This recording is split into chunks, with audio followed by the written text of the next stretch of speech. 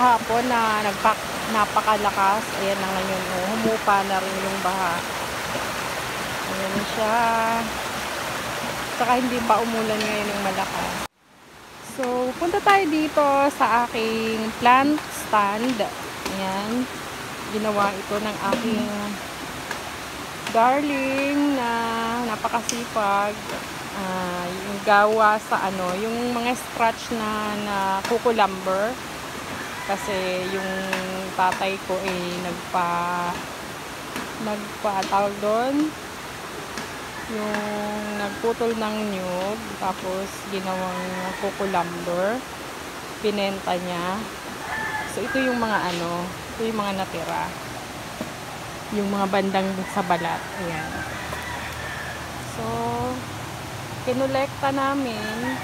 Ayan ay ginawang plant stand yung aking mga halaman na pinag-grow ko. Ayan.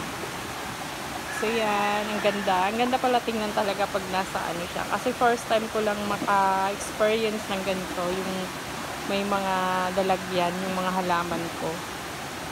So yan.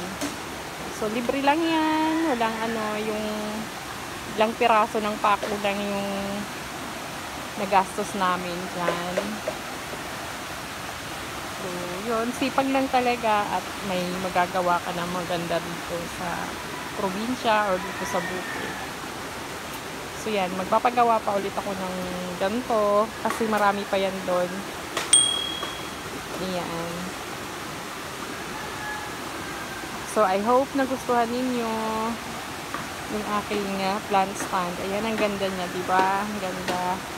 Tapos ang ganda ng mga halaman ko dito. Ito yung pinakagusto ko ngayon. Ayan, yung begonia. Nung binigayan ako nito, maliliit lang yung mga dahon niya. Tapos ayan na siya. After 1 month, marami ng dahon na umuusbo. Lalo na to. Ang ganda ng dahon niya. Tapos yung kulay ng bulaklak niya ay pink. Tapos yan.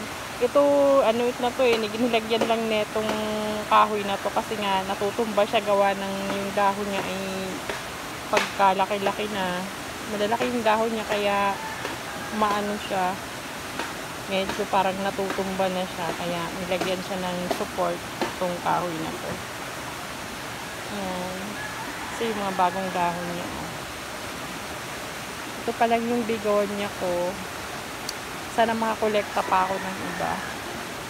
So yan, ilang paso yan?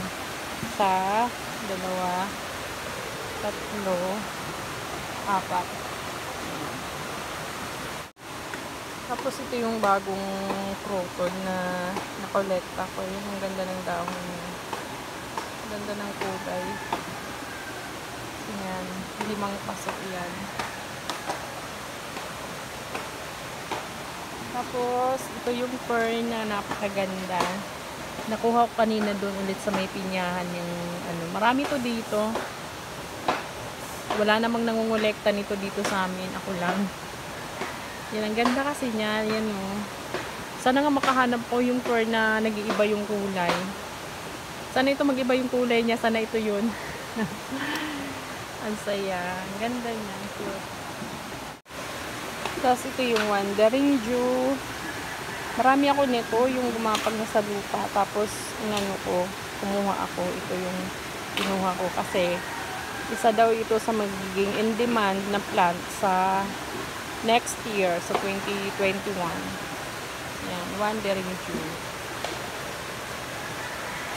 Tapos yung aking amidrio medium. Tapos ito, ganda ng kulay niya. Yan. Gagawin ko tong yung hanging plant pag lumago.